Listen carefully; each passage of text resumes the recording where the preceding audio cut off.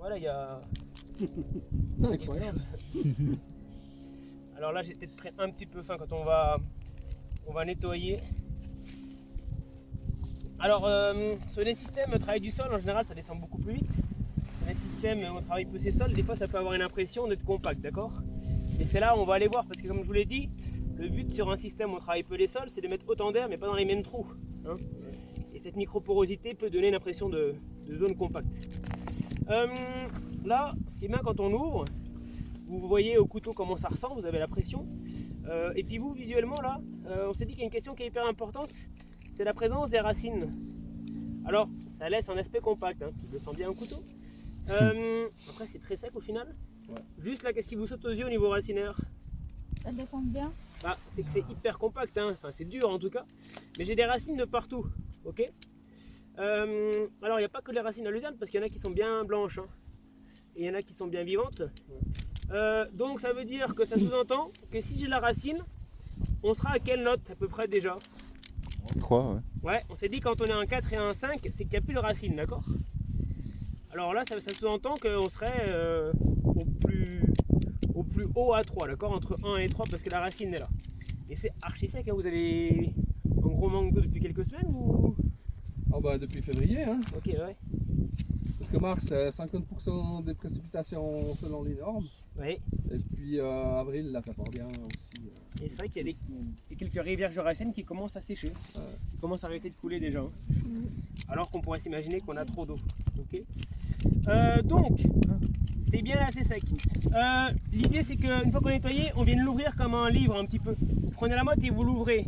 Alors là, comme j'étais un petit peu léger sur mon prélèvement, j'ai peur de l'ouvrir. Mais vous voyez, ce qui est pas mal, c'est qu'on a une fissure qui apparaissait là. On va l'ouvrir comme ça pour voir l'intérieur. Ok. J'arrive pas à faire peur, j'ai peur que ça tombe. Ça va comme ça. On l'a nettoyé, on l'a ouvert, il faut qu'on donne des horizons. Il y aura un mini test bêche. Là, vous de loin, vous trouverez différents types d'horizons ou pas? Il fallait les donner comme ça, vu de... Ouais, quand même au début. Un premier là, Ouais. Là, ouais. un deuxième là, et puis éventuellement un petit troisième. On voit qu'il y a un peu plus pris là, ouais. Là, j'ai un doute parce que j'ai dû retirer un peu la bêche pour les faire basculer. Je sais pas si c'est moi qui ai provoqué la fissure ou si elle est d'origine, quoi. Souvent, ça fait ça. Hein, souvent, ça fait ça ici. Alors peut-être que, ouais. C'est peut-être une ancienne semelle de labo. C'est pas impossible, ouais. Comme je disais, cet tassement entre 15 et 20. Vous voyez, on serait ici sur une zone à peu près à 25, oui, l'ancienne charrue. Hein.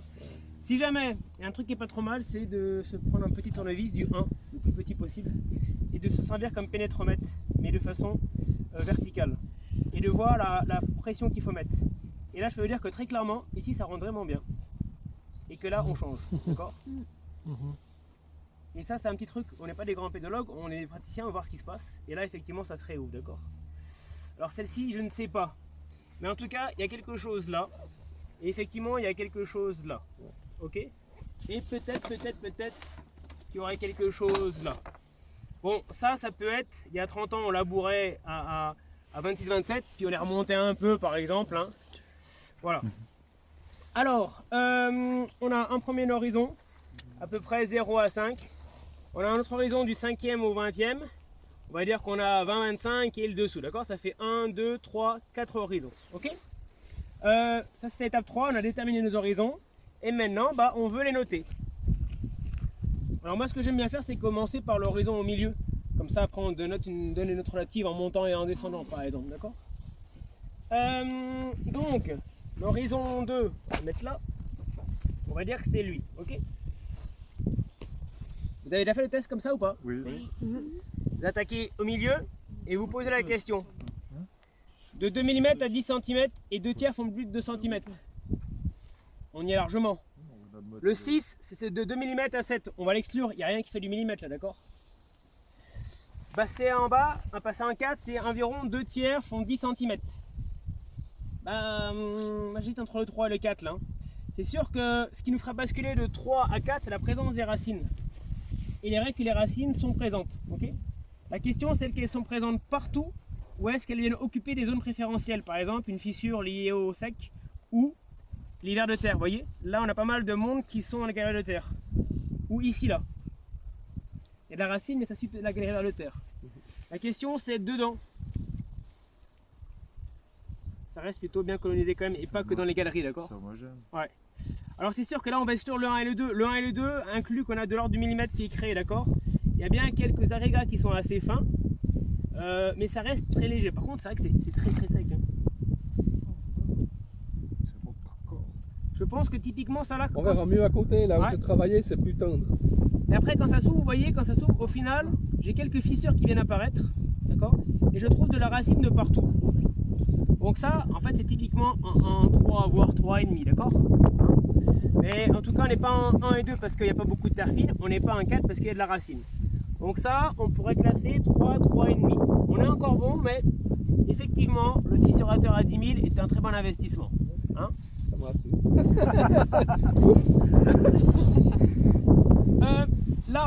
Là, ça fait quelques années qu'on commence à cumuler la matière organique. Parce que charrue déchémeuse avant, luzerne auparavant. Et puis on a retravaillé que le dessus là, il y a l'automne, d'accord? Alors ici, on va avoir quelque chose qui va être beaucoup plus sympa, d'accord? Vous l'avez senti au couteau, vous l'avez vu, on a ceci. C'est vrai que là, ceci, on va forcément à la racine de partout. Et à la question taille agrégat, forcément, on voit apparaître du millimètre, ok? On met ça à côté, vous voyez apparaître gentiment du millimètre. Alors là, il y a deux phénomènes. Il y a le travail du sol, hein, plus l'accumulation de la MO et la racine, d'accord? Mais c'est sûr que si ça on est classé en 3 voire 3,5, ça sera quand même pas du 1. 1 c'est moins de 6 mm, d'accord? Tout ne fait pas moins de 6 mm. Ça c'est typiquement quelque chose qu'on peut classer en 2. La racine est présente, de 2 mm à 7. Les agrégats sont relativement très bien arrondis. C'est sec mais ça se tient bien et les racines y tiennent. Ça c'est typiquement en 2. Okay. On le fait un peu rapidement mais en soi les différences sont assez claires. Là, le dessus, c'est vraiment le travail de la fraise plus l'accumulation de MO. D'accord? Dessous, qu'est-ce qui se passe? Le ratio n'est pas à 17. C'est ce que vous avez dit. On sait que ça va se reprendre en masse. Et c'est le problème qu'on a sur les débuts de semi-direct et de non-labour. C'est que l'ancien horizon qui ne va plus la charrue, qui est plus travaillé mécaniquement, mais qui n'a pas encore assez de matière organique, bah, se referme. Et tant que ça n'a pas atteint assez de matière organique, ça va gentiment se refermer. C'est pour ça qu'il faut l'aider. Et le fissurateur, bah, ce qu'on veut, c'est ça. Hein. Voilà. Le fissurateur, on va lui demander de faire ça, pas plus. Ok? Voilà. Fissurateur, on veut qu'il fasse ça, pas plus.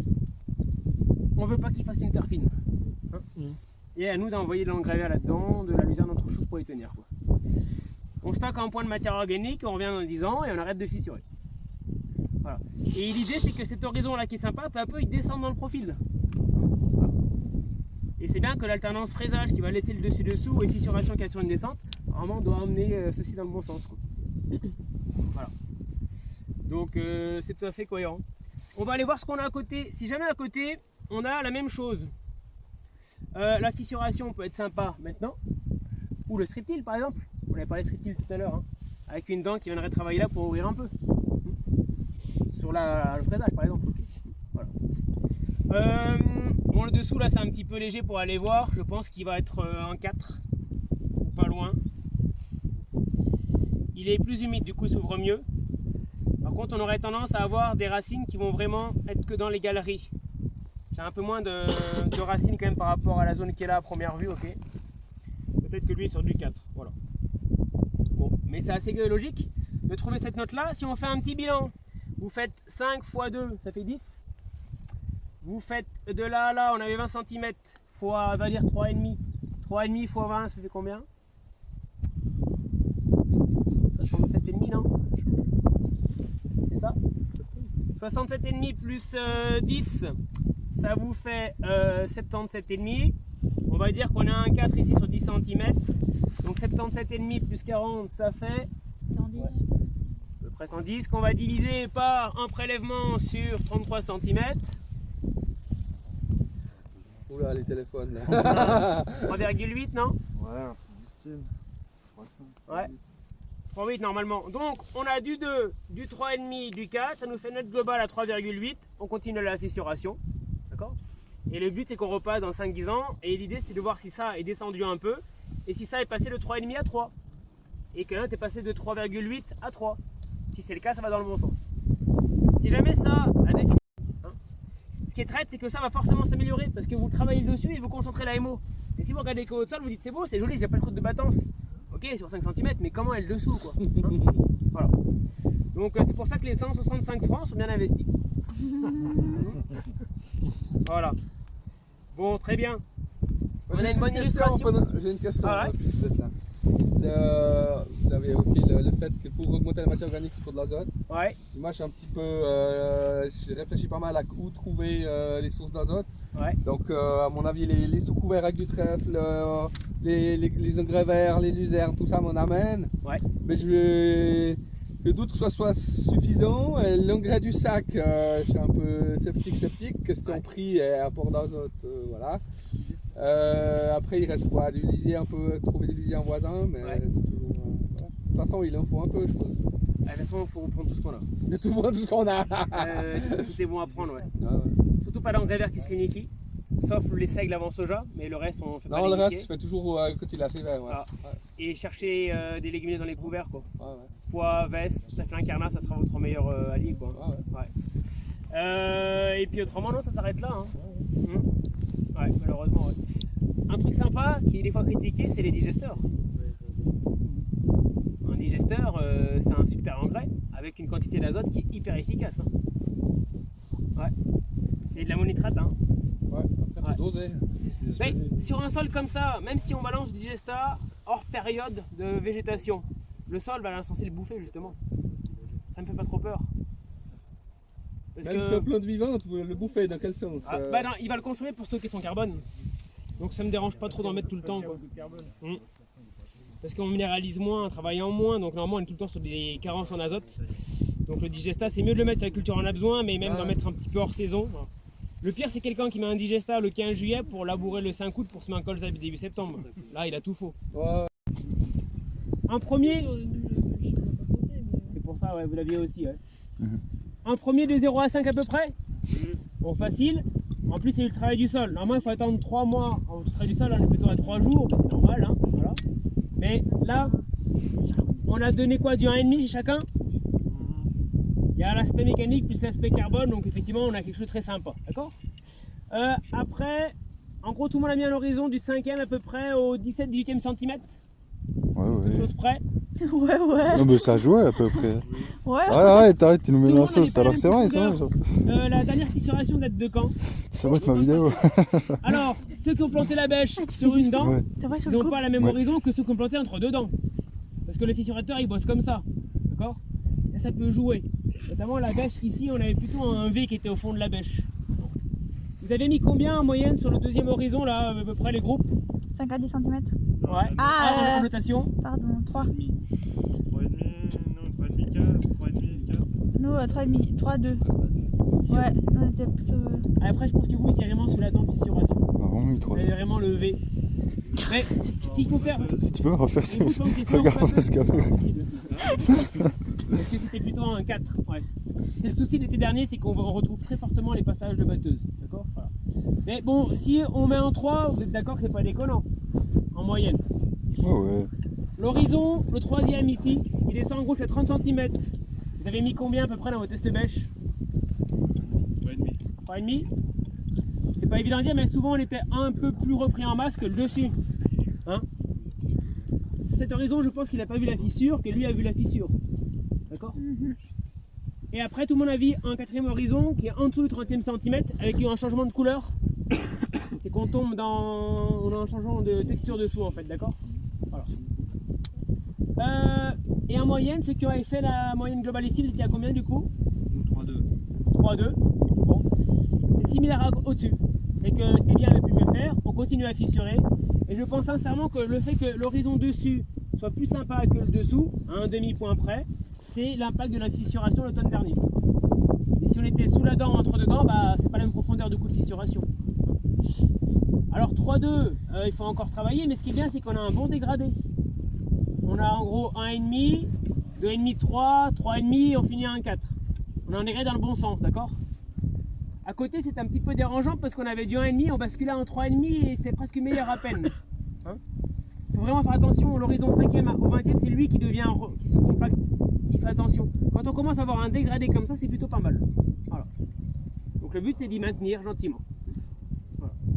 Et puis bah voilà, on attend quelques années, on laisse passer, puis on fait le bilan après. Voilà. Et là, donc il y a eu broyage, fraisage, tournesol, c'est prévu dans combien de temps? 2-3 semaines. Et entre temps, Je- qu'est-ce qu'on fait? Pardon. On va faire quoi du coup entre temps? Pour le café. C'est pas mal. Non, mais disons que c'est une technique que j'ai remarqué, expérience faite, qu'il faut être plus patient qu'avec un travail du sol intensif ou si on a des engrais vergéliques parce que déjà le sol reste plus froid par sa couverture verte. Malgré qu'il y a le soleil qui tape, vous pouvez mesurer le sol, il est à 6, 7 degrés, 8 degrés. Même là, c'était qu'il y a 2 jours, je voulais mesurer dans le mulch, j'étais encore à 9. C'est pas énorme, hein. C'est comme si l'herbe était au frigo là. Il faudrait que ça se réchauffe un peu. Donc ça prend un petit peu de temps, mais par contre, j'ai remarqué que si on arrivait à prendre le temps, des fois on est là à piétiner côté du semoir, c'est que ça démarre bien puis elle s'arrête pas la pelote. Quand on sème un tournesol début mai, dans des conditions où j'ai fait un compostage surface au bon moment, ça démarre et ça s'arrête pas, quoi. Et puis des fois je trouve que ça rattrape même certains qui ont été semés 3 semaines avant. Il me semble, hein. C'est mon avis. Hein. Si c'est pas au brassement le sol, ça réchauffe moins. Ça réchauffe. Donc, voilà. Donc et puis j'ai eu aussi le cas où j'ai fait passer la fraise avec un sol trop froid, Ouais. trop humide, et puis après semer trop tôt, et puis là alors c'était pas du tout la même chose qu'ici, c'était mauvaise herbe, et puis j'ai dû sarcler à fond. Ouais. C'est complètement différent. Il faut vraiment veiller à aller dans les bonnes conditions, puis être plutôt patient. On n'a pas la charrue qui remet tout à zéro si on se loupe. Ah exact, ouais. C'est quoi. Par rapport à la question est-ce qu'on travaille son sol profondément, là on voit quand même que le deuxième horizon est sympa. On était entre 2,5 3, il y a de la racine. Il y a une fissuration en automne qui assure la descente des racines. Là on laisse aller puis on sème. Hein. Par contre c'est vrai qu'on aurait eu le cas de figure d'au-dessus. On était sur un 3,5 4 sans fissuration en automne, peut-être qu'on viendrait fissurer maintenant. Mais là on a déjà fait le boulot, on attend et on vient semer. Ouais, c'est ce que je pensais, pas fissurer, y aller comme ça, quoi. Surtout avec le sec, le fissurer au printemps, c'est délicat. Si on part une année sèche, on coupe la capillarité, on partit, parce qu'on bouge, et ça pourrait être risqué de faire dessécher sa culture au fissure au printemps. Ça ne veut pas dire que